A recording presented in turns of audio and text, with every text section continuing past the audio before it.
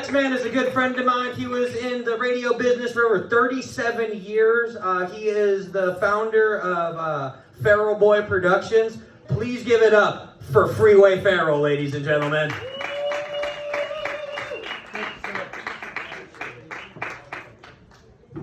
Let's hear it, Penngrove. What the hell was that? Let's hear it, Penngrove.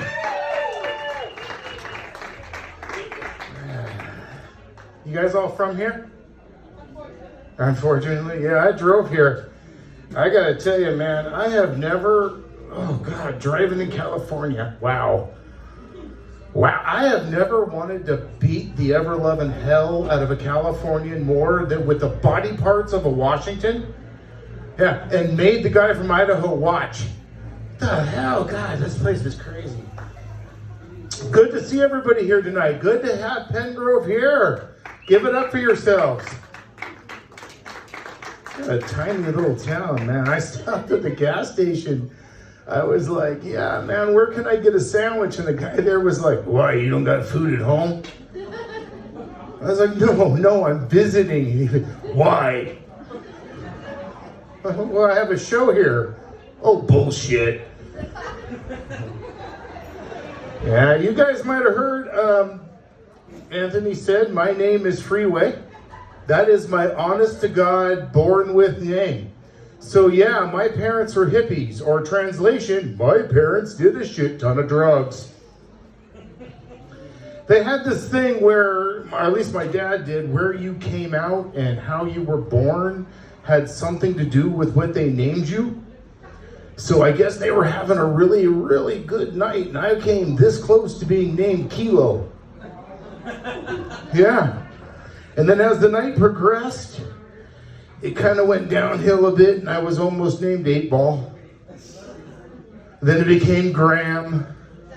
After a while, Dad was just like, oh, let's just go with Freeway, man. That was apparently during the high-speed chase. My mom used to say, we were going to name you Ringo, but the dog had that one. Thanks, Mom. I appreciate that. Dad, I'd be like, why'd you name me Freeway? And every time he'd look me in the face with this all the love in his heart, and he'd say, who the hell are you?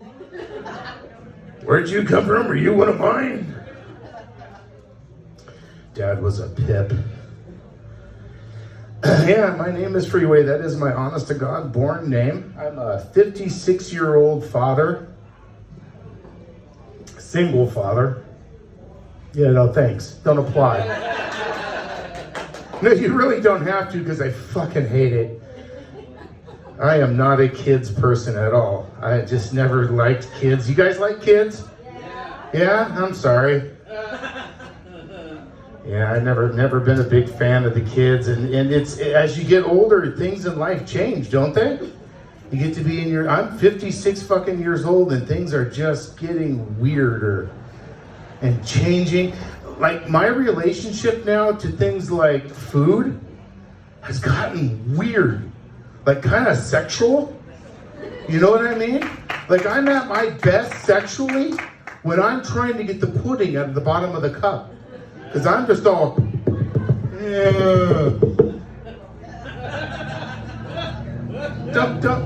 Don't placate me, you two. It's terrible. Ladies, I eat a peach like I just got out of prison and it's my girlfriend. No, you laugh, but I eat a Twinkie like I'm still in prison. No, seriously, ladies, always get a fat man. We do everything like we're trying to get the filling out. It's the truth. You ever eat corn on the cob and just lock eyes with somebody? It's fun. I eat corn on the cob like I got an OnlyFans page and I'm doing really good. Just and do it. Lock eyes with somebody when you're eating corn on the cob. You got to show your belly to show dominance. My son, he's like, dude, you make barbecuing weird. I'm all out there. I'm barbecuing. I'm like, yeah, it puts the barbecue on the skin or it gets the rub again. It's terrible, man. It's the truth, though. Like, as I've gotten older, you know when you're younger and everyone's, hey, let's have an orgy. And you're like, yeah, let's do it. Yeah. Now that I'm older, to me, okay, here's my idea of an orgy. You get a tarp, throw it out on your living room floor, get naked. Now all you need is a pile of barbecue. That's it. I didn't say a plate. I didn't say a platter. I said a fucking pile. And it's just nothing but shame and regret the whole time, but it is an orgy. For me, a sausage party actually does consist of sausage. Yeah, and that's the truth. And I'm from New Orleans, Louisiana. No, wait, really? You guys have obviously never been there. If you have, you've only been to the quarter. I am from New Orleans, and that means I've eaten a lot of weird meat. Honestly, yeah, like alligator, possum, snake, nutria. You guys know what that is? Yeah, I've eaten nutria. Becky. What? Yeah. Things change as you get older, don't they? I'm getting a little chubbier as I get older. I'm starting to get one of those old man bodies that make me look like I say things like, not in my house. You can eat your fat. Yeah, it's rough. You guys doing okay out there still? Okay, when I ask you that and you give me one of those lame fucking, I'm gonna pull this show over. How you guys doing out there right now? You still doing okay? There you go. Yeah, things get rough. I am a 56-year-old dad. Like I said, who has kids out there right now? You got kids? You got kids? You guys like your kids? Oh, come on. They're not here. You can admit it. No, seriously, fuck them. They're not going to send you to the cornfield. Say what you want about them. She's your daughter? Do you love her? Sometimes. Perfect! Yeah, you remember that? Yeah, okay. Mom and daughter are going to fight now. No, so will my house. Let me ask you a question. When she was younger, and from the other room, you heard her scream in danger, did you come running? Were you there? Were you super mom? Were you like, are you okay? Yeah? Yeah, of course, right? Okay, so let me ask you an honest question. On your way into the room, were you like me? And were you like, there better be fucking blood everywhere when I walk in there? It better look like the elevator from The Shining when I get in that room. Were you? No, no, I fucked up. Well, no, you're right. Maybe I should call CPS. I was always that way. I go in the room, my son's like, hey, your melon's slivering. I'm like, yeah, don't bite that fucking thing off. I'll show you what pain is. Goddamn kids. Okay, let me ask you this. You like kids. I don't like kids. Let me explain to you. Okay, let me explain to you. This is why I don't like kids. They always want something, right? Can I have a glass of water? I'm hungry. I need a new toy. Will you unlock the cage? Can I eat in the house with you? I don't like dog food. Fucking buy the canned good stuff for him. My son. First of all, my son is 6'7", 172 pounds. So I spend a lot of time doing things like, I'm going to climb up there and kick your ass if you don't clean me a room. But he's a big boy. My son also, I like to use the word diagnosed, but my son was tested, you ready for this? With 160 IQ. Do anyone else here know who had 160 IQ? I swear to God, Penngrove, if you say Hitler,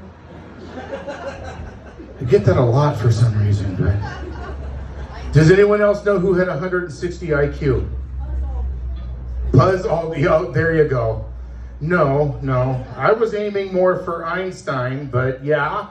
Well, hey, maybe Buzz did. But Einstein, my son does not use that IQ at all like he should.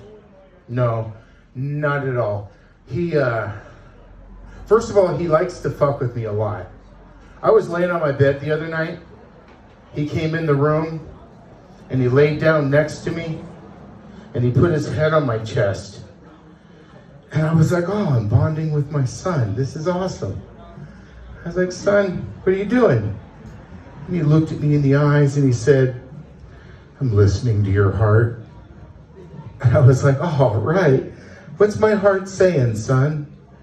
And he smiled and looked at me and said, save me. Yeah, he fucks with me all the time. Pete was talking about a Roomba. I got my son a Roomba, and it was running around the house, and it was cleaning everything, and it went into whatever the fuck he calls his room, his lab, his lair, whatever the fuck it is. And it went in there, and his room's a mess like any other teenager, but it went in, and it was missing for 9 weeks. And then eventually it came back out, and it was Farrell. And it had a letter attached to it that said, please send in supplies, the Wong family. And I sent in supplies, what the hell, I mean. Yeah, I told him, I was like, son, you know, dad's been having a problem sleeping. So, you know, like any caring son, he made chloroform. Yeah. I'm sitting there on the couch. He's like, hey, Dad, does this stock smell dirty to you? Apparently, I woke up later and I'm like, son, why am I wearing pink overalls and high heels? And how did we get to Mexico? He's like, don't ask questions you don't want to know, Betty. You ever owe your kid money? You ever owe your kid money? No. Man, you never want to fucking owe your kid money. Never owe your child money. I owed my son. We went to the store to buy, all comedians have our little joke books we write in. We put our little, if you see us writing in our little book and we're looking at you, we're writing a fucking joke about you. So I go to the store and I'm gonna buy myself a little joke book, and next to me I hear the kids say, so you're gonna get yourself a book to write those little dad jokes in, huh? And I'm like, oh shit. He's gonna start making fun of me. This is gonna go bad. I'm gonna get frustrated. Screw this. So I grab the first book I can. I grab his hand. We go up to the front counter. I set the book on the front counter, and the first thing the boy says is, yeah, the big guy will take the pink Care Bears book. I didn't pay attention to what book I got. So I'm going to pay for the book. And it was $3. I had $2, so I gave the lady my $2, and I said to my son, hey, son, can Dad borrow $1? $1. Now, first of all, this kid pulled out a wad of money like this. And I said, where the hell did you get all that money? And he looked at me and said, me and Grandma have something going on. Yeah. He did not have something going on with Grandma. You guys want to know what he was doing? He took out 2 cell phones in my name and was selling time on the internet to the kids at school and making bank. And when I said, son, do you realize what you're doing is wrong? He said, yeah, someone tried to print something. That's how I got caught, and that costs more. Like, no, that's not what I meant, kid. So I say to him, son, can I just borrow $1? And he's like, here you go. Thank you, son. So I pay for the book and we're walking out, and I'm like, hey man, Dad really appreciated that. Thanks for lending me that buck. And he's like, dude, you have always been there for me. You are my father. If you need something, I am there for you. Anytime you need money, you ask. And when we get home, you can give me back that $2 as soon as we get there. What? Wait, it was $1. And he said, I understand. I get it. No problem, Dad. And when we get home, I'll be needing all $3 back. What? Son, it was $1. Yes, I said, Dad, when we get home, $4. You owe me. Come on. I own the fucking house now. Cut to about 5 months later. I got set on fire. Don't ask. But it happened. I'm a stoner, and I'll admit it, I do stupid things sometimes. I got set on fire. And when I say I'm a stoner and I smoke weed, I don't mean like, oh, I tried a little bit in college. Or if I have a backache, I bite the head off a gummy. I mean, I've been stoned today since 1988. So I'm out in the yard, there's a fire going. I told my son, hey, go grab Dad's favorite poker. Thank God he knew what that meant. And so he went into the house, he went to go get my poker, and I heard something in the fire hissing or making a noise. So I bent over, because I thought that would be the smart thing to do, and I looked into the fire, and it exploded. And I went up in flames. Like you see in a movie. Three things went through my mind when I was on fire. Number one, this sucks. Number two, God, I hope somebody puts me out. I don't want to die in front of my son right now in flames. And oddly enough, the third thought was, something smells delicious. The fuck is that? So I had chickens and goats at the time at my house, so I rolled over in the flames, and I was leaving trails of flames as I was going. Later, my son said, yeah, fat does that. I rolled over to a trough, poured it on me, put the fire out. I was finally out, and I was laying there, and I was just happy that I wasn't burning anymore. And as I was laying there, it started to get warm again. All up in here. And I thought, oh shit, fire's catching back up again. I'm about to burn again. So I pried my eyes open, and there's my son standing above me. And I'm like, son, what are you doing? And he looks at me and says, you were smoldering. Then he got down in my face, looked at me, and went, you got my money? Yeah. He does the weirdest shit. You guys all know what a Google Home is? You familiar with a Google Home? You know, it controls your lights and shit. My son, he reprogrammed my Google Home so that now randomly, 2 in the morning, 3 in the morning, 2 in the afternoon, 3 in the afternoon, it will begin to play the first few seconds of the song 9 to 5, and then it will fart for 10 seconds. So I'll be making dinner, and I'll suddenly hear, stumble out of bed, tumble to the kitchen, poured myself a cup of ambition. Now we're going to get back to that in a minute. But that is my fucking kid for you. You guys all familiar with Breaking Bad? You guys know that show, right? I was born under a rock. You know the show? I got my son really into Breaking Bad because, screw you, it kept him quiet for 45 minutes a night. So he got really into Breaking Bad. I went to a show. I come home, and I go through the front door, and he has my kitchen destroyed. There are pots and pans everywhere. There's shit boiling on the stove. There's stuff bubbling. And my son is at the end of the counter in a full hazmat suit. And he's breaking up blue glass on a tray. And I say to myself, oh my God, no. This can't be really happening. We're going to go to jail. I'm never going to get out of jail. They made a lot of money on that show. No, you can't do this. This is insane. And I'm like, this is insane. Son, here's my kid. Here's my son. I made the meth from Breaking Bad. And I'm like, are you crazy? He goes, dude, calm down. The meth on Breaking Bad is rock candy. I was gonna take this to school and make a fucking bundle on the diabetics. Mellow out. Yeah, he's just wonderful. He's taught me a lot. You guys know about algorithms? You guys know what algorithms are? You familiar with those?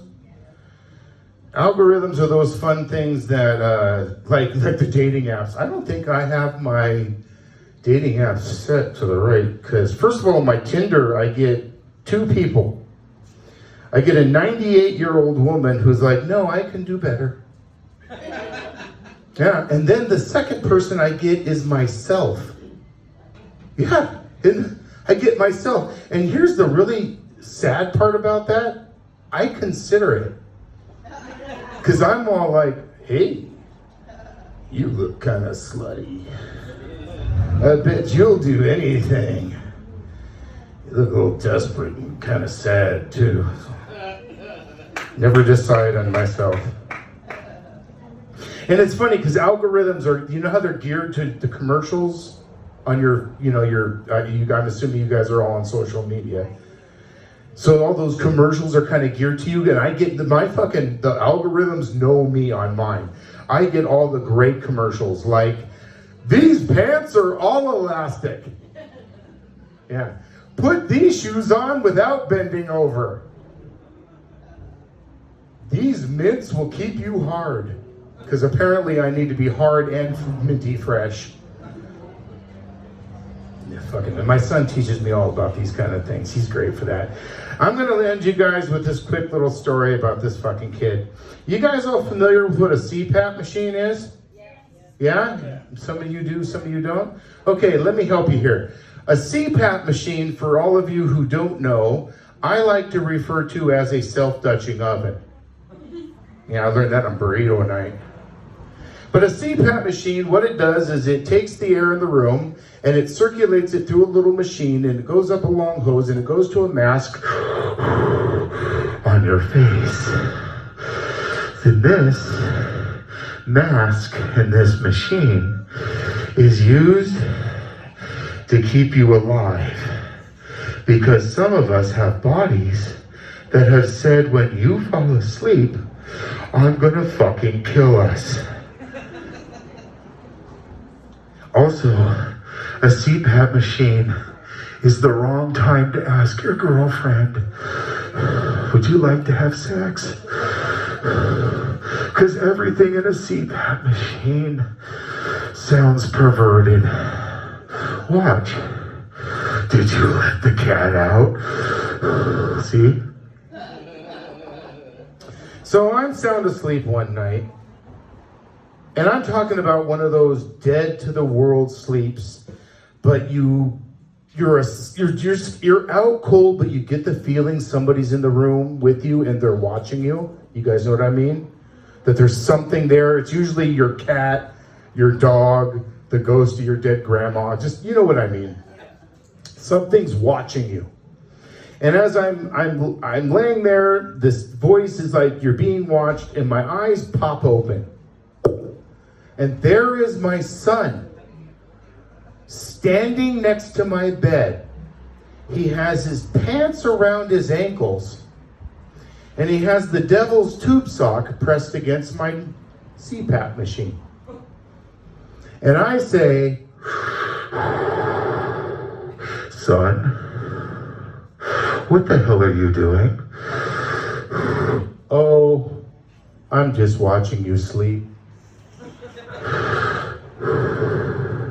Son, it's 3:30 in the morning, and you have the devil's onion ring pressed against my CPAP. Yeah, just hanging out.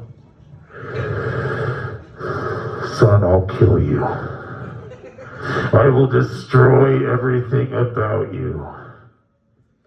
My son got in my face, looked me as deeply in the eyes as he could, and he said, stumbled out of bed, tumbled to the kitchen, poured myself a cup of ambition. I blacked out.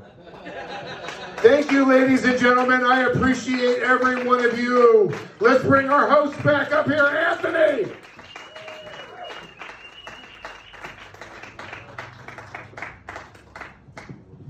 Give it up for